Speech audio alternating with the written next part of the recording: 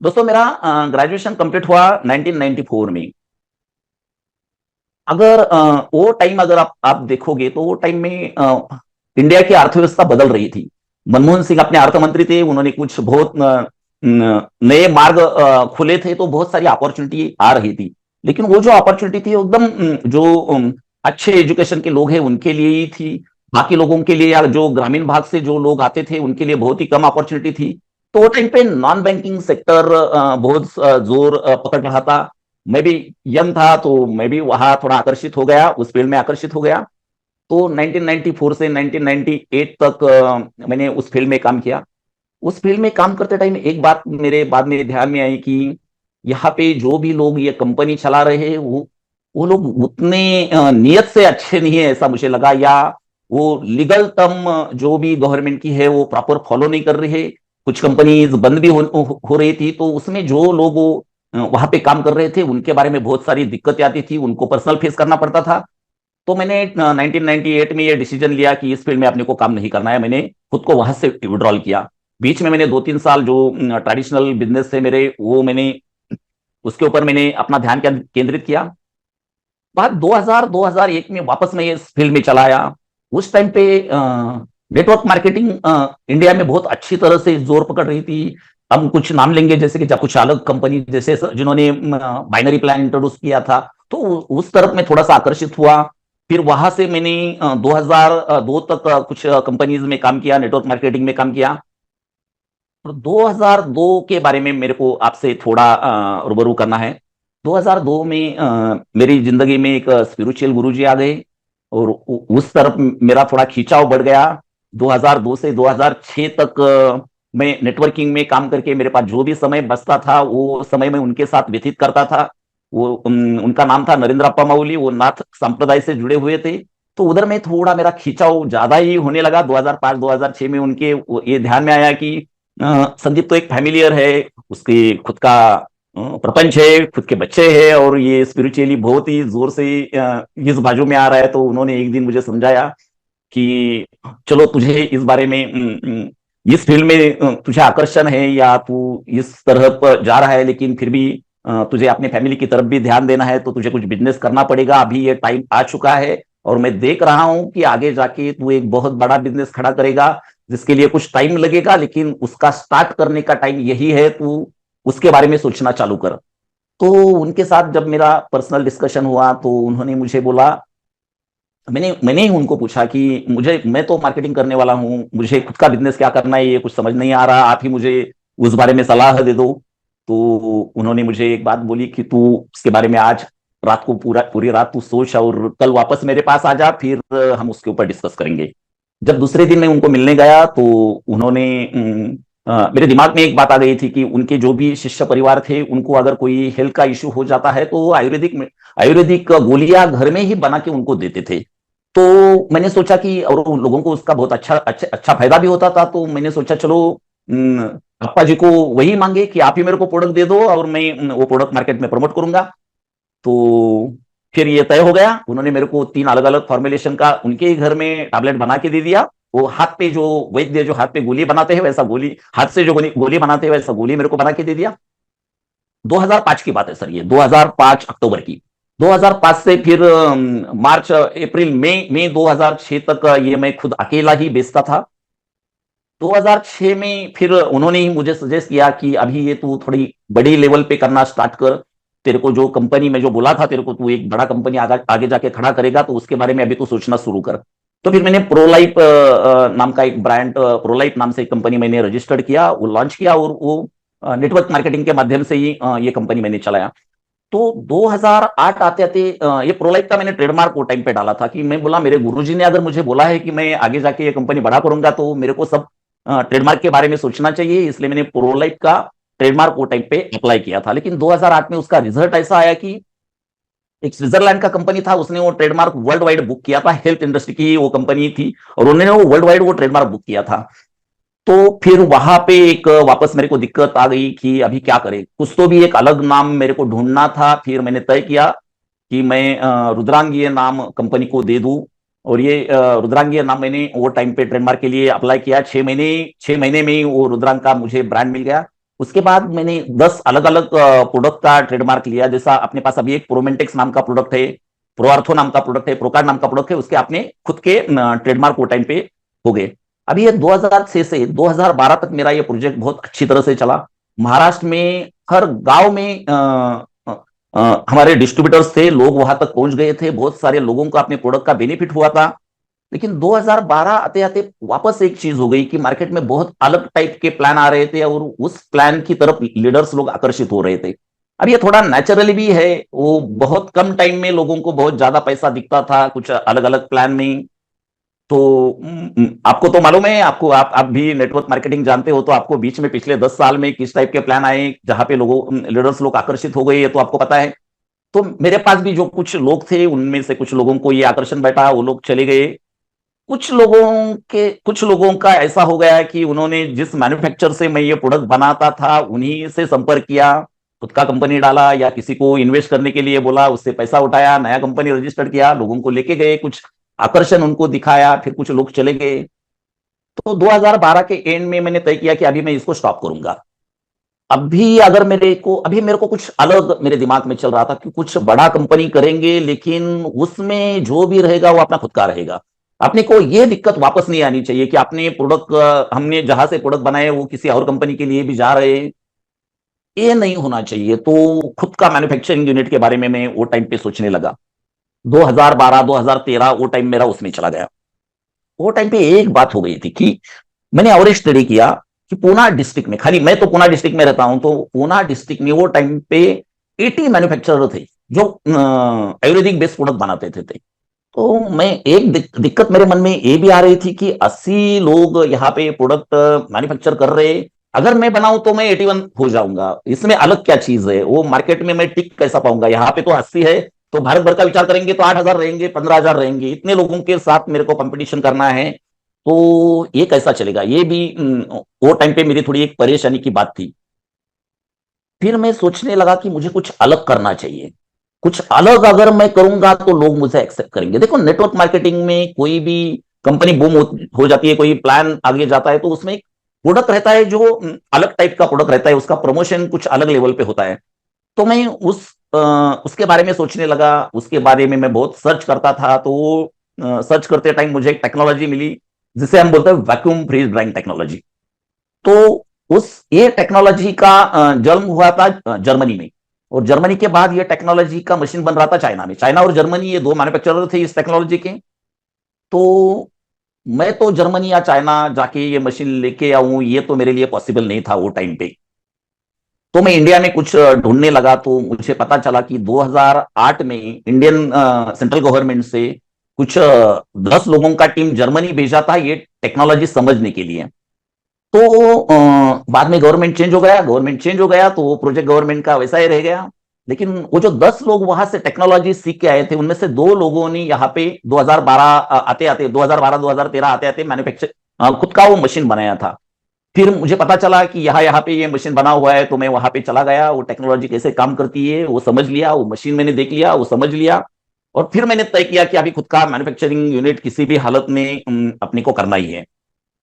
फिर उसका बजट निकाला, तो वो टोटल बजट जा रहा था 2 करोड़ के नजदीक। फिर मैंने बैंक से कांटेक्ट किया। मेरा पेपर्स तो बहुत अच्छा था वो टाइम पे, सो मुझे फाइनेंस का कोई इशू नहीं आया। मैंने खुद का यूनिट डाल दिया, 2014 में मेरा यूनिट तैयार हो गया। वापस एक नई दिक्कत मेरे सामने खड़ी हुई। 2014 में वापस गवर्नमेंट चेंज हो गया, मोदी गवर्नमेंट आ गया।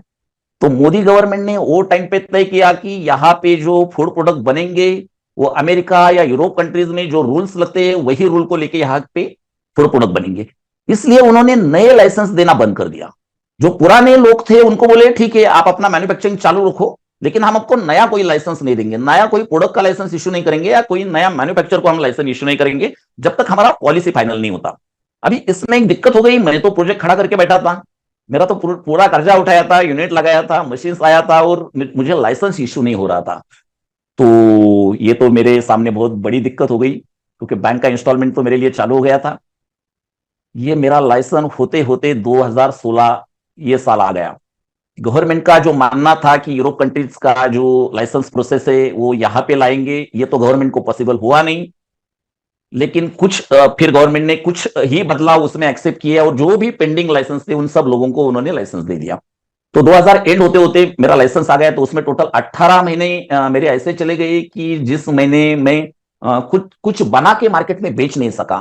तो मेरे पास जितना भी फंड था वो सब चला गया, बहुत ही बड़ा दिक्कत हो गया। लेकिन वो टाइम पे मैंने एक काम बहुत बढ़िया किया कि मुझे एक बात मुझे पता थी कि कुछ भी हो जाए, एक दिन मेरे को लाइसेंस तो आना है, तो क्यों ना मैं तब तक कुछ ट्रायल करूं। तो मैंने एक सोचा कि ये वैक्यूम फ्रीजिंग है क्या, तो किसी भी मटेरियल को जब मैं प्रोसेस करता हूं तो वहां का उसमें से वाटर कंटेंट मुझे रिमूव करना है। अगर मैं वाटर कंटेंट रिमूव करता हूं तो वो नेचुरल चीज हो गई, और ये नेचुरल चीज मेरे को लोगों को देना है, ऐसी चीज देना है कि जो लोगों को इजीली अवेलेबल नहीं है और वो काम की भी है। तो उसमें से एक कंटेंट मैंने ढूंढा जो है गोमूत्र। देखो अभी किसी भी सिटी में हम चले जाएंगे या किसी मेट्रो सिटी में जाएंगे और देखेंगे कि आपने को गाय का गोमूत्र चाहिए, वो भी अच्छी गाय का, जो आयुर्वेद में बोली है कि इसी गाय का गोमूत्र पीना है आपको हर दिन और वो भी फ्रेश पीना है। तो लोग कहाँ से पियेंगे? तो मुझे क्लिक हुआ कि ये प्रोडक्ट अगर मैं डेवलप कर लूं तो शायद मैं आगे जाके बड़ा धंधा करूं। तो मैं उस ट्रायल के पीछे लगा। मैं बोला जब तक लाइसेंस नहीं होता तब तक अपन ये ट्रायल कंडक्ट करेंगे। 6 महीने तक मैंने उस वहां ये गोमूत्र का ट्रायल लिया। बहुत बार वो ट्रायल फेल हो गया, लेकिन फिर भी मैं हारा नहीं, क्योंकि हार मानने का सवाल ही नहीं आता था। बहन मेरे सर पे खड़ी थी, मेरे को तो कुछ तो करना ही था। लोग देख रहे थे मेरे को कि ये कुछ कर रहा है, तो मेरे को तो सक्सेस लेना ही था, तो मैं उसके पीछे ही पड़ा। आप लोग मानोगे नहीं, मैं रात के 2-2 बजे तक फैक्ट्री में रुकता था। जब तक वो बैच कंप्लीट नहीं होती थी तब तक मैं वहां पे रुकता था और मैं देखता था कि क्या हुआ, बी पाउडर बनेगा, बाद में बनेगा, बाद में बनेगा। मैंने 5-1 हजार लीटर गोमूत्र ऐसा फेंक दिया रहेगा जब वो बैच सक्सेस नहीं हुई तो। लेकिन एक दिन वो आ ही गया कि वो बैच सक्सेस हो गई मेरी। गोमूत्र की पाउडर मैंने बनाई, 60 लीटर में 1.5 से 2 किलो मेरे को पाउडर मिली। और वो प्रोडक्ट लेके मैं मार्केट में चला गया। वो टाइम पे मेरे को एक नेटवर्क मार्केटिंग कंपनी मेरे से अप्रोच हुई, मैं उस कंपनी का नाम नहीं लूंगा। लेकिन उस कंपनी ने 4 साल तक मेरे से वो गोमूत्र का कैप्सूल का प्रोडक्ट उठाया। उसने बहुत बड़ा धंधा मेरे को दिया। बाद में लॉकडाउन हुआ, लॉकडाउन के कारण वो बिजनेस रुक गया, उस कंपनी का बिजनेस रुक गया, मेरा भी बिजनेस रुक गया। अभी उस टाइम पे कुछ और कंपनीज को भी मैं ये प्रोडक्ट सप्लाई करता था, कुछ और भी प्रोडक्ट मैंने डेवलप किए थे। फिर ऐसे डेवलप करते करते वो टाइम पे मैंने कुछ 50 प्रोडक्ट रेडी किए हुए थे लॉकडाउन के पहले, और कुछ अलग अलग कंपनीज को मैं प्रोडक्ट दे रहा था। भी की अगर बात करेंगे तो अभी अपने पास टोटल 70 प्रोडक्ट है जिनका लाइसेंस, सेंट्रल गवर्नमेंट का लाइसेंस अपने पास है। अभी टाइम आ गया कोविड का, मेरे ख्याल से आज 2020। वो टाइम पे वापस धंधा रुक गया। वो खाली मेरा ही रुका रुका ऐसा नहीं है, पूरी दुनिया का धंधा वो टाइम पे रुका। तो मैं तो फैक्ट्री पे ही था।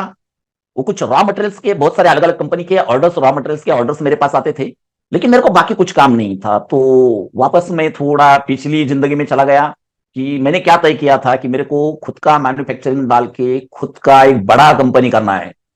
तो वो सोचने के लिए मेरे को टाइम मिला। फर्स्ट लॉकडाउन की बात कर रहा हूं सर मैं। टाइम पे और एक बात, और एक चीज हो रही थी कि वो ऑनलाइन बहुत स्पीड से जा रहा था, कि मैं ये भी वो भी एक बात सोच रहा था कि मैं ऑनलाइन जाऊं या नेटवर्क मार्केटिंग में जाऊं।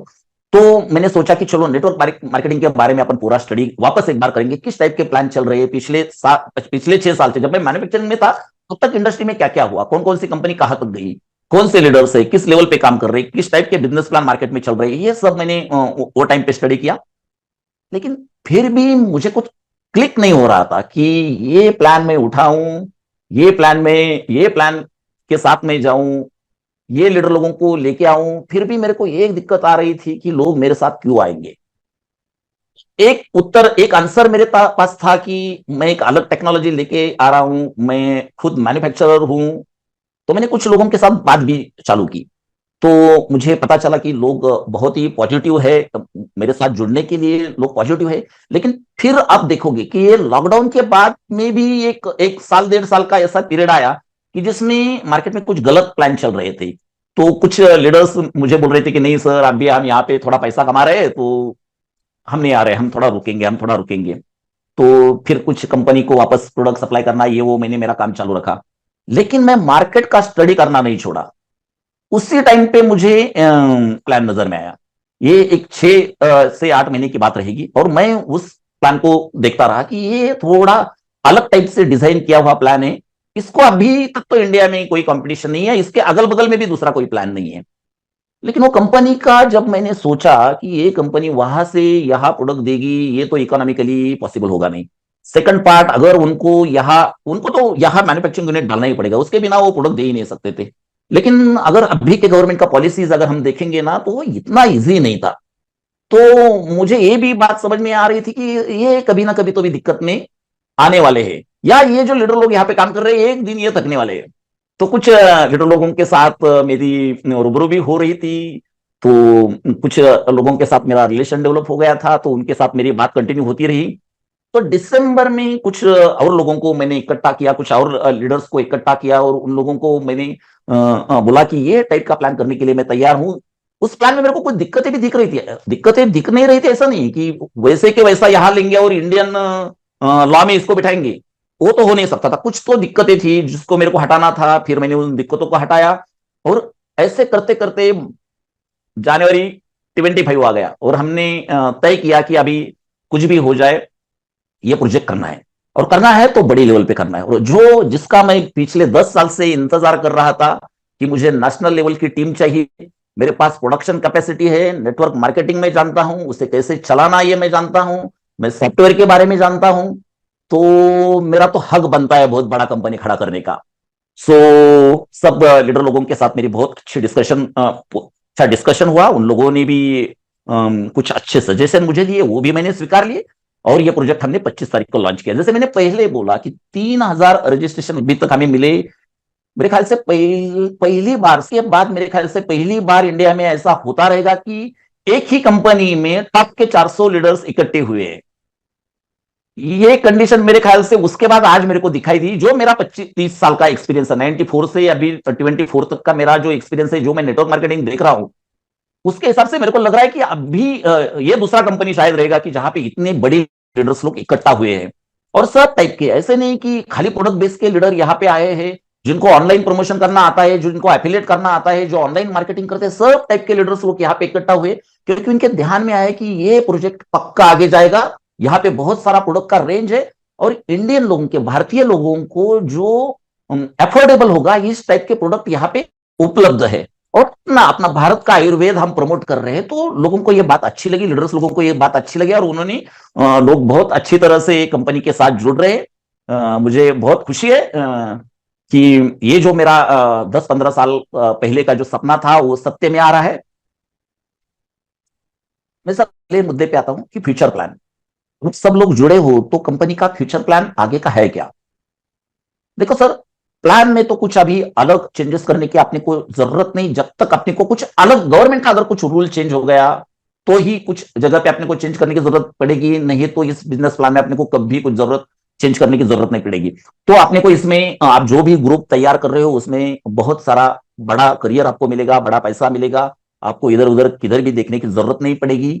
कंपनी हेल्थ सेक्टर में कुछ नए प्रोडक्ट लेके आएगी। देखो, मैंने जो भी प्रोडक्ट बनाए सर, एक रात में मैंने कोई प्रोडक्ट नहीं बनाया। जो भी प्रोडक्ट मैं बनाता हूं, पहला पहला वो क्यों ये प्रोडक्ट बनाना है वो मैं तय करता हूं, उसका कस्टमर बेस में तय करता हूं, कस्टमर कौन है उसका ये तय करता हूं, ये प्रोडक्ट मार्केट में चलेगा नहीं चलेगा ये मैं तय करता हूं। बाद में ही वो प्रोडक्ट का मैं ट्रायल लेना चालू करता हूं। उसके बाद उस प्रोडक्ट का लाइसेंस होगा, तो लाइसेंस होने के बाद ही वो प्रोडक्ट मार्केट में चला जाएगा। तो कुछ और प्रोडक्ट कंपनी जल्दी लॉन्च करेगी। मेरे ख्याल से जनवरी में, सॉरी मार्च में हम एक प्रोडक्ट लॉन्च करने जा रहे हैं, वो है कुरकुमिन। तो इंडिया में एक दो ही लोग हैं सर जो वाटर सोल्यूबल कुरकुमिन देते हैं। तो अपना दूसरा या तीसरा नाम अपना रुद्रांक का रहेगा जो वाटर सोल्यूबल कुरकुमिन देने वाले हैं। तो एक प्रोडक्ट हम मार्च में लॉन्च करेंगे, जो प्रोडक्ट कॉमन प्रोडक्ट है, आप बहुत बहुत सारी डिसीज में उसको प्रमोट कर सकते हैं। एक बहुत ही अलग प्रोडक्ट है। कुछ कंपनीज है जो खाली कुरकुमिन के ऊपर जिन्होंने 25 करोड़ 50 करोड़ का टर्नओवर किया है, वो एक अलग प्रोडक्ट हम लेके आएंगे। सेकंड, मैं एक आपको शेयर करना चाहता हूं कि देखो, प्रोटीन सप्लीमेंट का एक बहुत बड़ा मार्केट है। अपन देखेंगे कि उन्होंने पूरा जो मार्केट किया वो प्रोटीन के ऊपर किया, बाद में उन्होंने पर्सनल केयर के भी कुछ प्रोडक्ट लाए, लेकिन एक एक बेचने वाला उनका एक फिक्स प्रोडक्ट था कि जो बहुत अच्छी क्वालिटी का उन्होंने बनाया हुआ था। तो अपने पास ऐसे 20 प्रोडक्ट के लाइसेंस है सर। 1 अगस्त में ये प्रोडक्ट मैं लेके आऊंगा। अभी कुछ दिक्कतें हैं, कॉस्टिंग की कुछ दिक्कतें हैं, अभी आइसोलेट प्रॉपर तरीके से इंडिया में इंपोर्ट नहीं हो रहा, सो उसका कॉस्टिंग कुछ ज्यादा है, इसलिए अभी ये प्रोडक्ट मैं इंट्रोड्यूस नहीं कर रहा हूं। लेकिन अगस्त के आजू बाजू में ये प्रोडक्ट इंट्रोड्यूस होंगे। जो हर का प्रोडक्ट रहेगा वही क्वालिटी का प्रोडक्ट उनके उनसे भी कम कॉस्ट में हम लोगों को प्रोवाइड करेंगे। सेकंड सेकंड पार्ट देखो सर, आप ₹750 के एफिलेट पे 25 से 40% तक का आप डिस्काउंट लेने वाले हो। तो मार्केट में जो प्रोटीन अवेलेबल रहेगा ना, उससे भी कम कीमत में खाली ₹750 का एफिलेट फीस देके आप प्रोटीन का प्रोडक्ट परचेस करोगे। उसके साथ जो भी आपके फैमिली में लगेगा वो भी डिस्काउंट रेट में आप परचेस करोगे। ये आपको एक बेनिफिट होगा।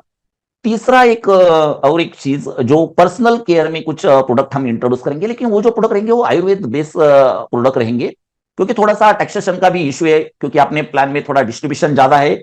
अभी मैं खुद मैन्युफैक्चरर हूं, इसलिए मैं वो पे भी कर सकता हूं, इसलिए मैंने वो देने का प्रयास किया। और आप लोग मेहनत कर रहे हो तो आपको वो मिलना चाहिए, आपका वो हक है। आपको जितना ज्यादा पैसा मिलेगा उतने ज्यादा लोग आपके साथ जुड़ जाएंगे, उतना मेरा कस्टमर बेस बढ़ेगा। अगर मेरा कस्टमर बेस बढ़ेगा तो ऑटोमेटिकली अपने अपने को ये सब करना पॉसिबल है।